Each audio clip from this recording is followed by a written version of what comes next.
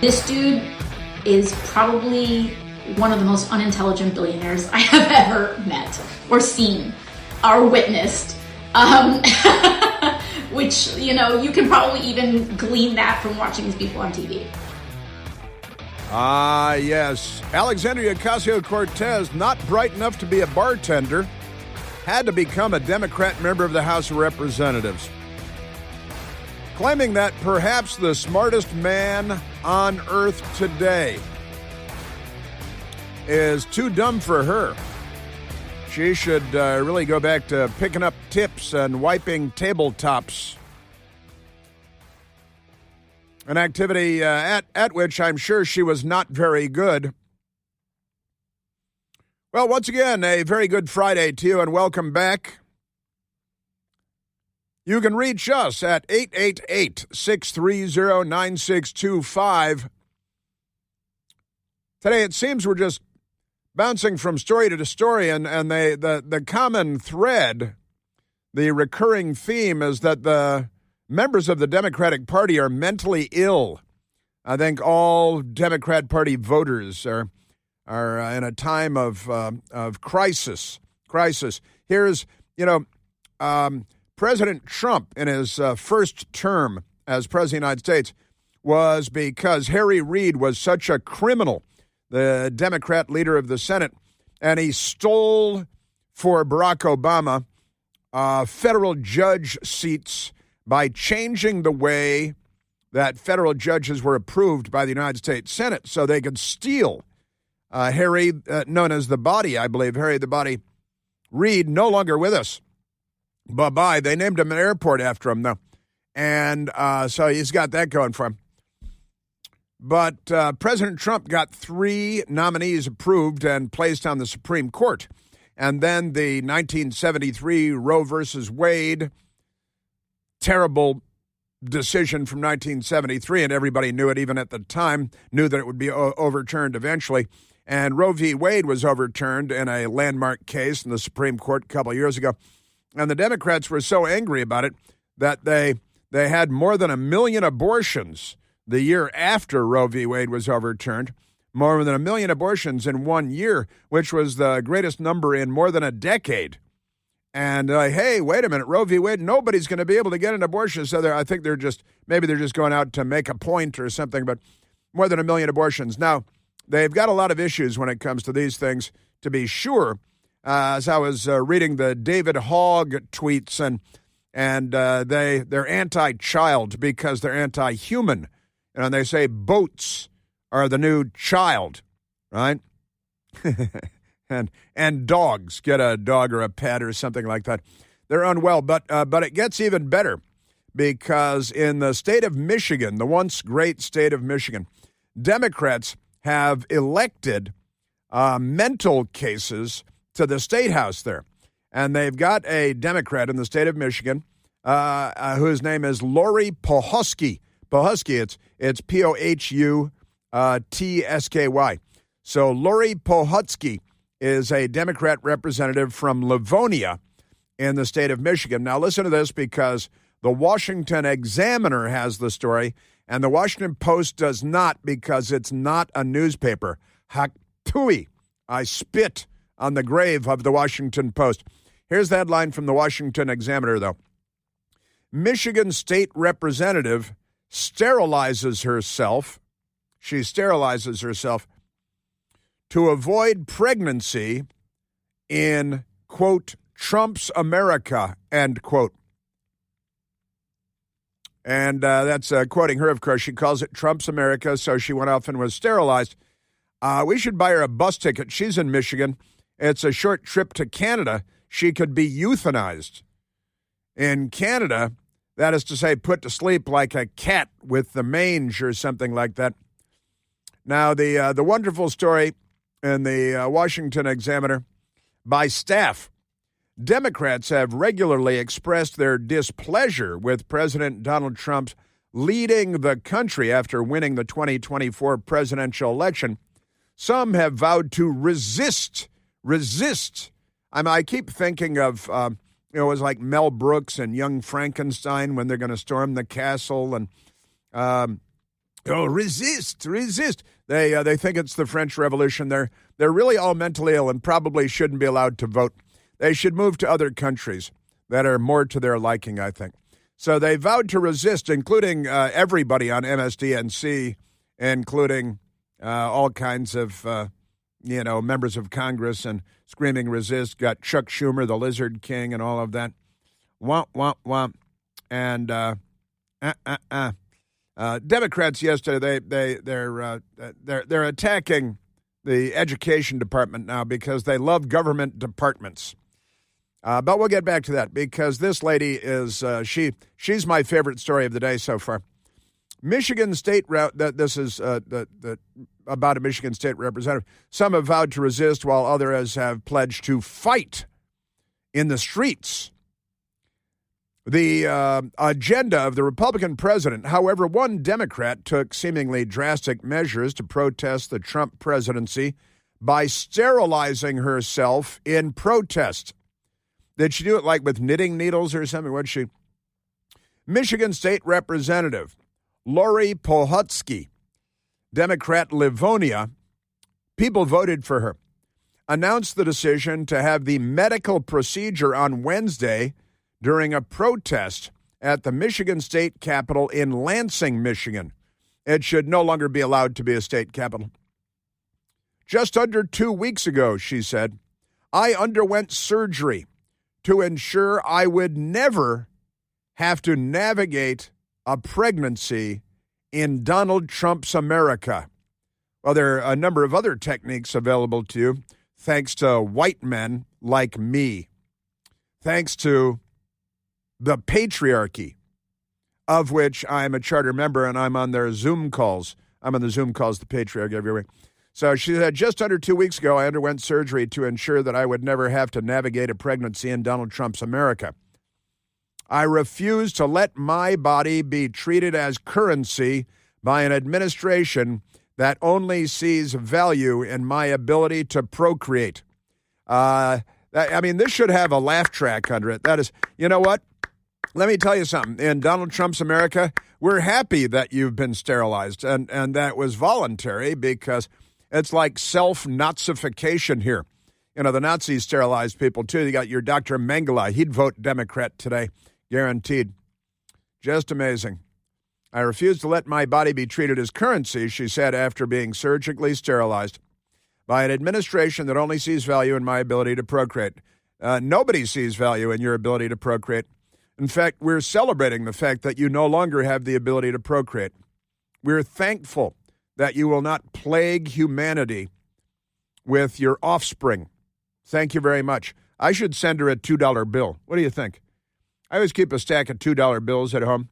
Send them off to like little, junior nieces and nephews on their birthdays and stuff. Isn't that great? In fact, my best girl went out yesterday to get a birthday card for a 7-year-old nephew of ours in Atlanta. And she went to the store to get, and it was kind of funny, she said for the little kid cards, like 90% of them had dinosaurs. 90% of them had dinosaurs on them because dinosaurs are fun, right?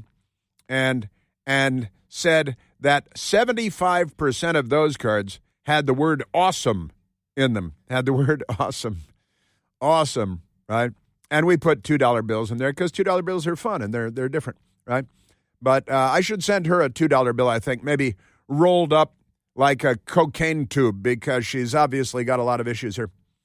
Pohutsky didn't elaborate on what she meant by this statement. She also didn't provide any proof or evidence to support her claim. See, she claimed without evidence, comma, it should be like that if the Washington Post were reporting it. They love without evidence.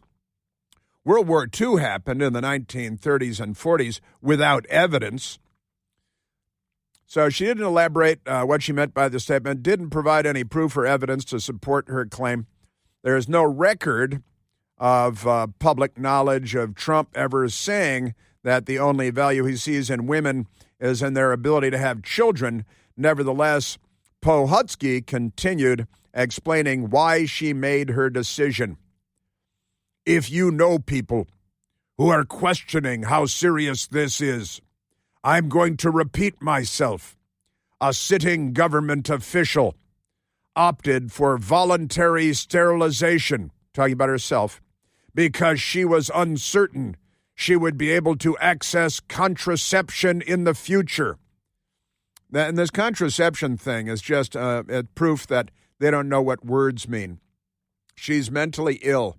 She's completely insane, and she needs help, psychological help. These lunatics, I got to tell you. And Maxine Waters attacking the Department of Education this morning. She is very severely mentally ill. This is, what is it, a kakistocracy that the Democrats have created. Kakistocracy is government or rule by the least capable people in society. And the Democrat Party is made up of the least capable people in society, intellectually, mentally, in terms of their mental health. Again, Polhutsky didn't elaborate on why she thought this was true, that you wouldn't be able to get contraception. I will send you contraception. I am the patriarchy. I am thinking about taking away your electricity, though, because you don't deserve electricity or clean water. She should go to Gaza and learn to speak Arabic. That's amazing stuff. So she didn't elaborate on why she thought that she wouldn't be able to get birth control. At the current time, there is nothing valid to suggest President Trump was eliminating access to contraception or that he would have any constitutional authority to do so. The Democrat Polhutsky represents Michigan's 17th district, to which she was elected in 2022. She's brand new there. Man, I got to tell you, previously she was the state representative from Michigan's 19th district after winning that election in 2018. She is the Progressive Women's Caucus chairwoman. I don't think she should identify with a gender at all. For Michigan, and is serving her fourth term in office. She should be taken away by mental health authorities.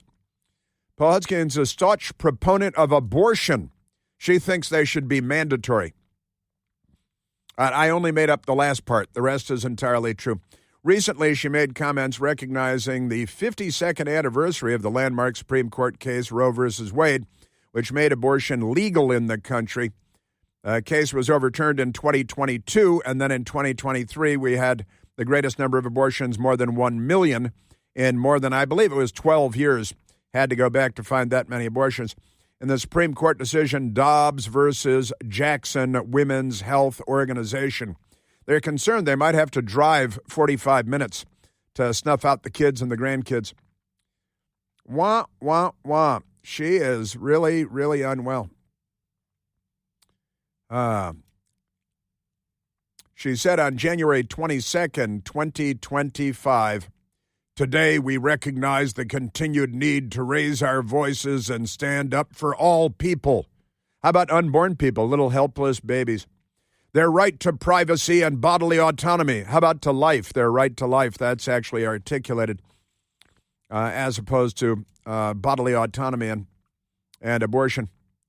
"As a lawmaker, I am dedicated to ensuring all people have access to abortion," including men, no doubt, "and can make their own decisions about when, how, and if they start a family." Yeah, okay, this is really not an issue. "With the new administration of the White House and Michigan GOP leadership in Lansing, rest assured that I will stand with you and for you against any attacks on your rights." Sure. "We must build a better future without children.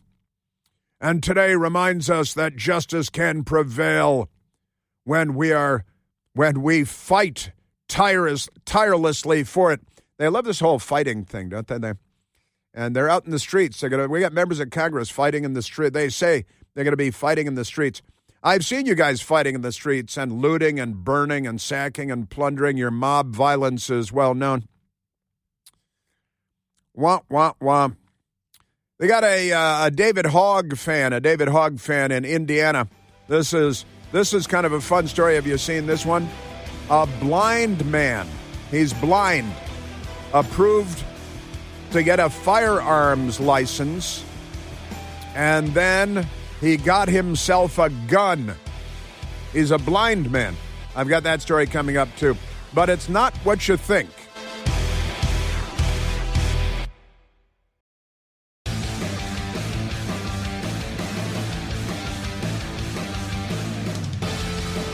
Yeah, they got this whole Elon Musk thing going on there. They're really mentally ill. The Democrat Party is the name of a mental illness. Let's go to the telephones, Jeff. Let's go to Jim, calling from the great state of Missouri. Jimmy, you're on the Chris Plant Show. Thank you, Chris. I love your show. Thank you, Jim. This representative that self-sterilized, I'd like to make her the poster child for the Democrat Party of death cults. Well, that would certainly be appropriate. As true, if the Republican Party were good at politics, you're absolutely right. You should bring poster board-sized pictures of her to the floor of the House of Representatives in Washington and the Senate in Washington and explain what the Democrat Party has done to people. Yes, and I am concerned about her well-being, besides her mental state, which is in doubt. But what if she came untied? The $2 bill is a great idea. I'd like to pitch in on that. I'd like to add a year's supply of condoms just in case. I can't imagine that she's really in danger of being impregnated. But on the other hand, Democrats will do almost anything, won't they? Well, right. And STDs are still an issue. That's true. And they come in. Go ahead. They do come in multiple flavors, I think. They do. I think, she might be, monkeypox out of the whole group thing. They love the group growth. My favorite. And then, they changed STDs to SDIs, sexually transmitted infections.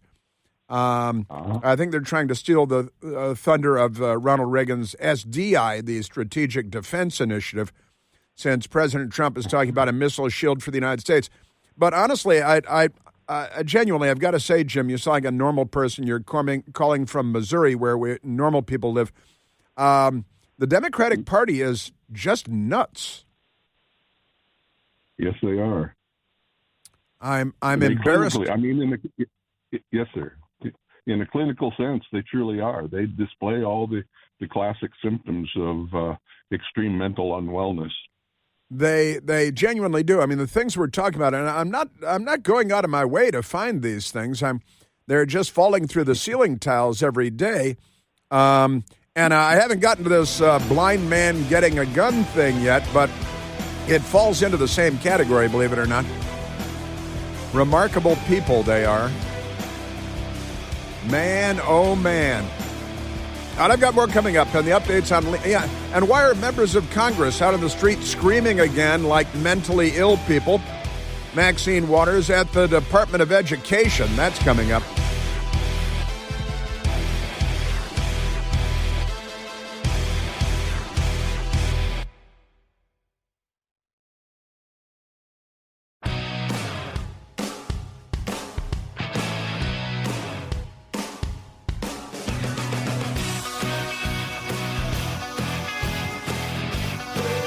Yeah, I think so far, I think this is my favorite story of the day, the Democrat sterilizing herself in Michigan. Democrat state representative sterilizing herself in Michigan because Donald Trump, something like that. She needs help. I know I should feel compassion for her. I should feel pity for her, but I don't. Let's be honest. She's a maroon, a complete maroon. Now, there are a lot of maroons out there. We call them Democrats when we're being polite. But this is an extraordinary story as well. And in fact, Jeff Wolf brought me this story today. He's in the studio with me today, and he said, "You see this story about it?" I said, "Oh, no, I hadn't seen that. Let me see this." The radical left-wingers at the Washington Post have a story that nobody cares about on the... Listen, well, I don't even want to use that one yet because they immediately politicize it for their own purposes. But here's a story out of WISH-TV, WISH TV, on Indianapolis, Indiana. The headline is, "Blind Man Gets License to Carry Permit to Make a Point About Indiana Gun Laws." he's going to make a point about Indiana gun laws. And it turns out that he's a Democrat and he's blind. Most Democrats are. A blind man is raising concerns about Indiana gun laws after he was allowed to get a license to carry a handgun. Terry Sutherland told I-Team 8 he got his permit to prove a point and try to spark conversations about reasonable gun legislation. He must be a fan of David Hogg over at the Democratic National Committee. Sutherland was using his sightseeing stick when he went to the city-county building. Why is it called a city-county building? That doesn't make any sense. You got a city and a county in the same building? What's up with that? To get fingerprinted for the permit. He said he spoke with several people who knew that he was blind. It'd probably be something that you might notice, with the red and white stick and all that. Either that or he's a candy striper. I don't know. It just went very smoothly and normally. See, Indiana, they still have normal people. And nobody seemed to think anything about it. It was mind-boggling. How would you know what people thought about it? You're blind. They might have been making faces all over the place and pointing and going, okay, look at this. But you didn't see it. It shocked me more than I expected, he said. I thought at the last second somebody would go, wait a minute. And it just would not get approved. I'd get a letter that explained, listen, you can't aim a gun or put a bullet where it's supposed to go, so we're not going to give you this permit, Sutherland said. That didn't happen. Now his license to carry permit sits in a lanyard around his neck. So he's kind of a show-off, I guess, when it comes to that. I have 2 concealed carry permits in my wallet right now. Photo IDs.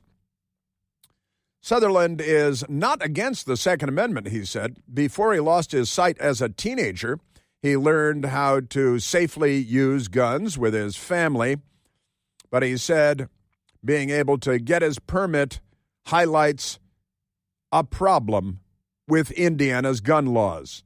Now, I've got to say, he did it to make a point, and he thinks that this shows how foolish their gun laws are.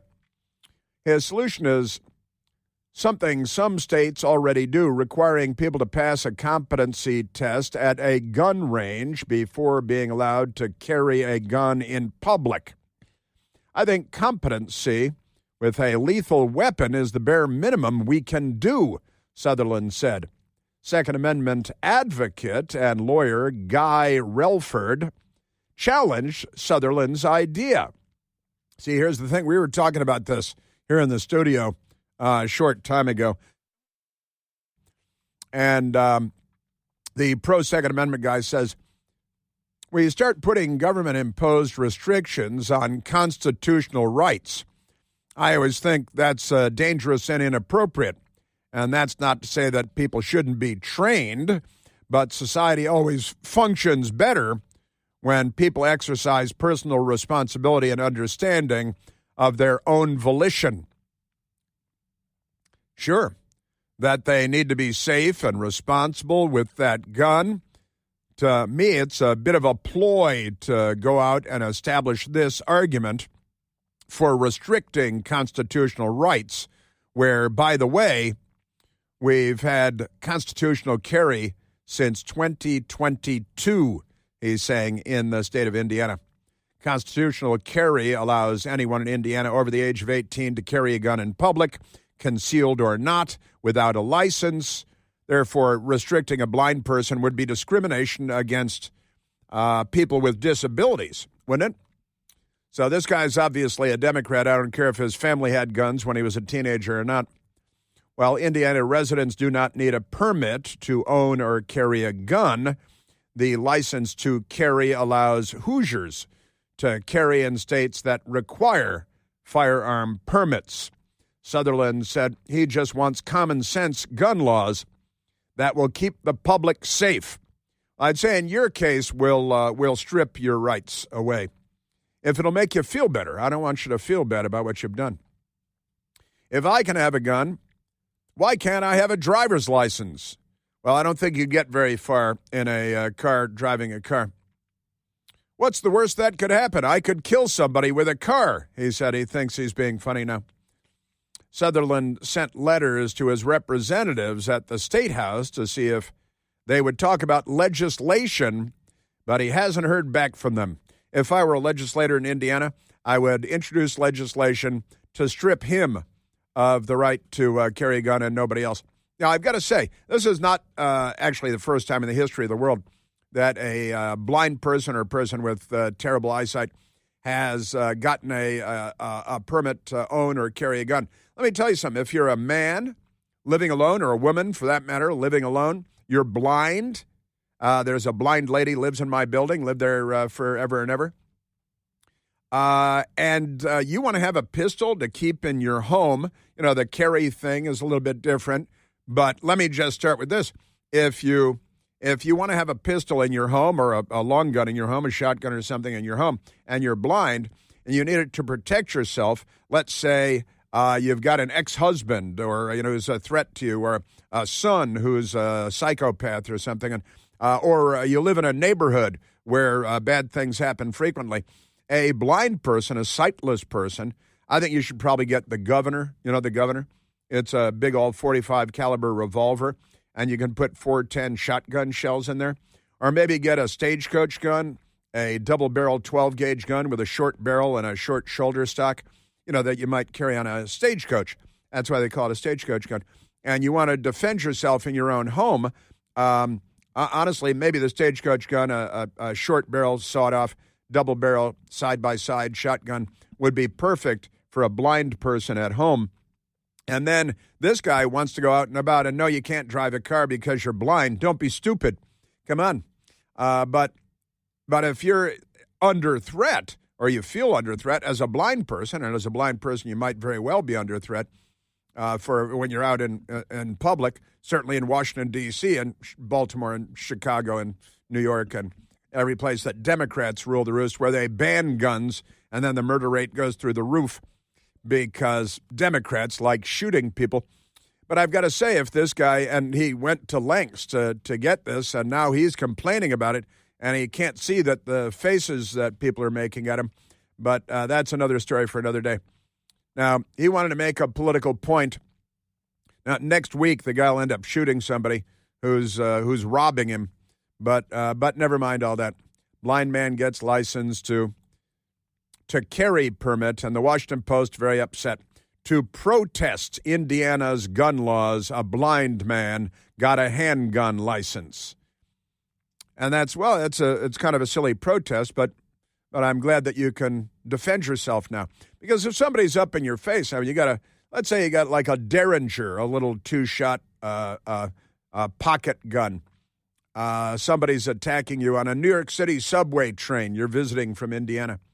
Well, you can't do that in New York because it's outlawed. and there's a lot more crime there than there is in Indiana. All right, remarkable stuff. Our Democrat Party. The things they do, whack a doodle do.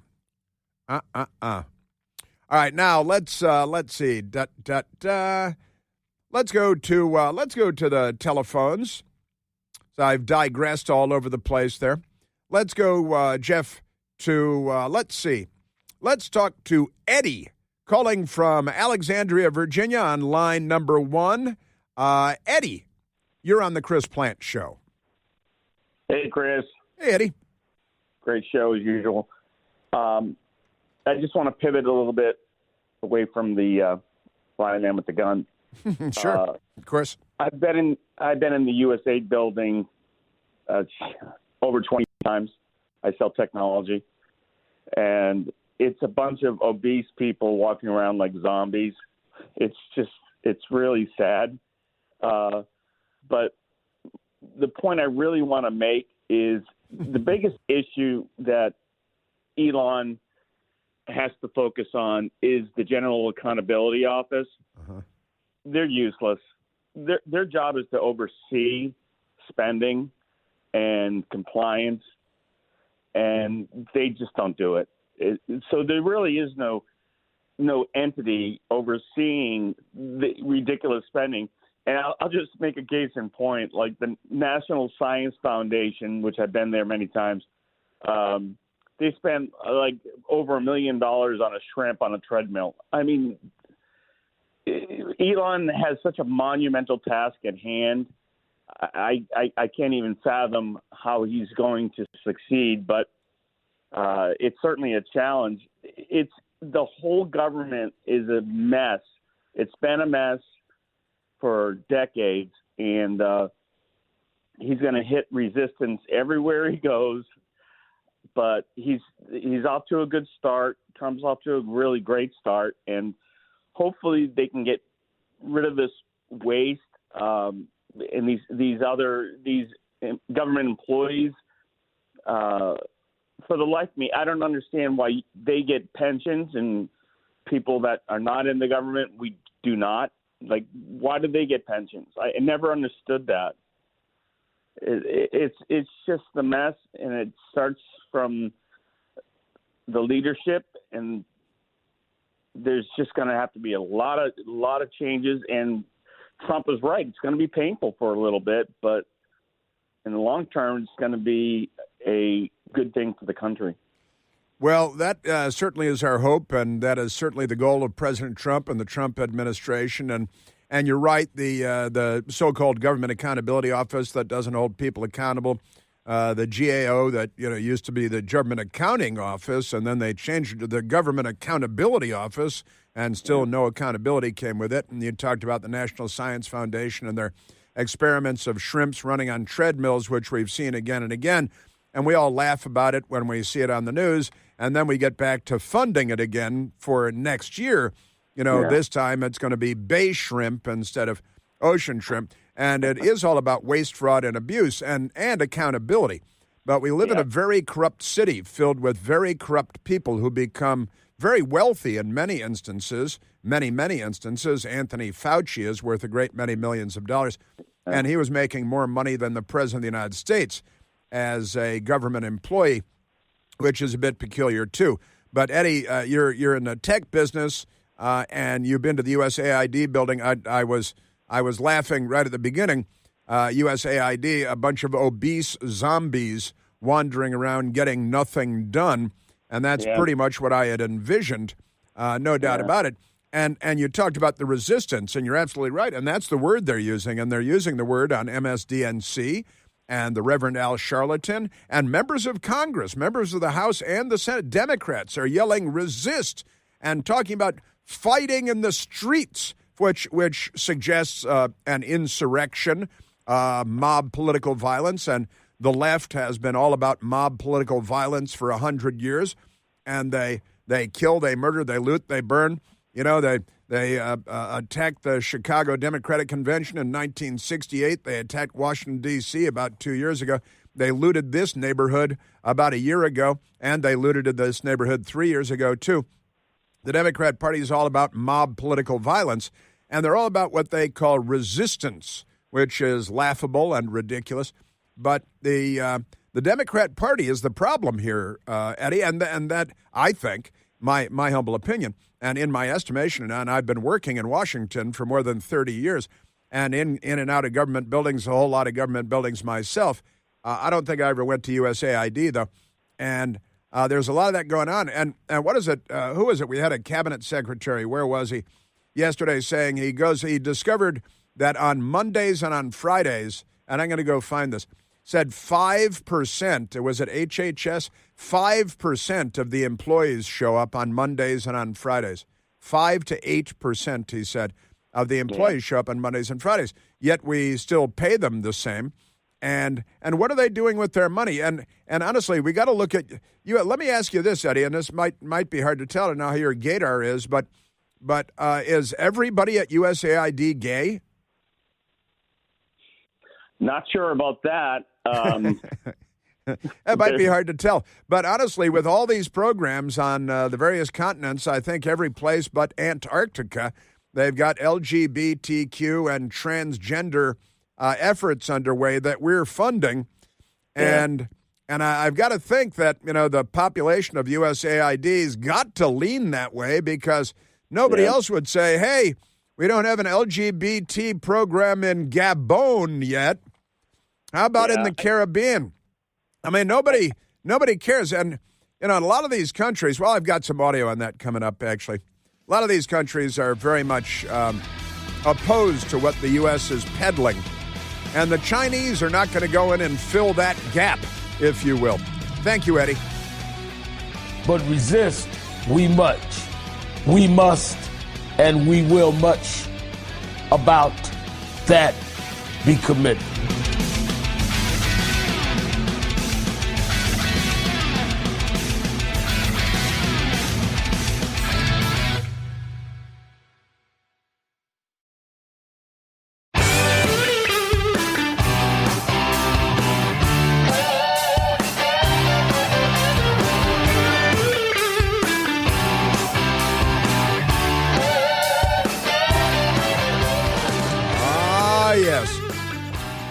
The Democrat Party, I can sit here 24 hours a day and just keep taking the news as the Democrats throw it at me.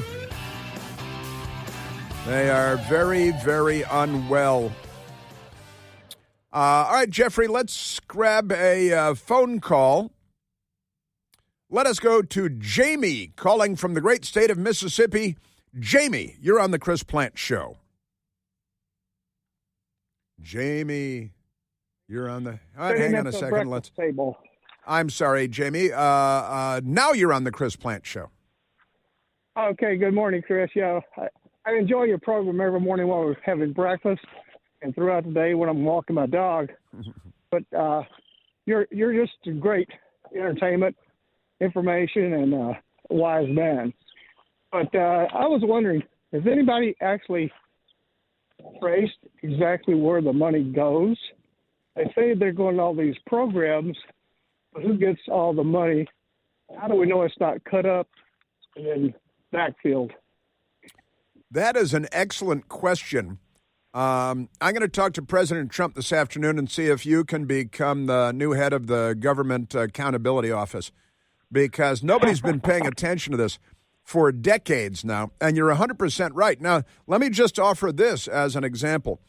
The Congress and the Biden administration authorized $177 billion for Ukraine to continue fighting war.